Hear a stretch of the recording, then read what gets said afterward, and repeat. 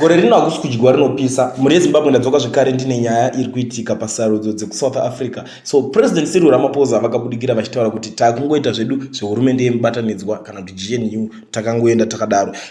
So panapa tiri kuzoona DA inova iyo big opposition kana kuti main opposition kuSouth Africa yakabva yabudikira ikati aiwa isusu we are open, tiri ready kuti tishande tese tiite zvese zvamuri kuda.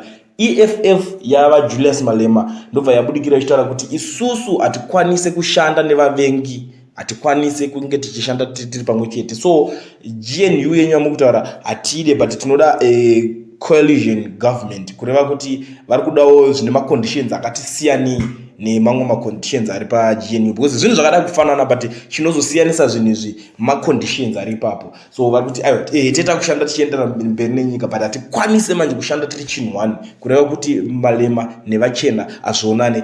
MK party yava Jacob Zuma ndinotaura kuti musandifonere, ndini ndichazokufonerai chimbomirai makadaro, chimbosiyanai neni. Ndo situation iri kuitika paground iko zvinezvi kuSouth Africa, kusazivawo kuti imimi muri kuionawo sei nyaya iri kuitika paMuzanzi.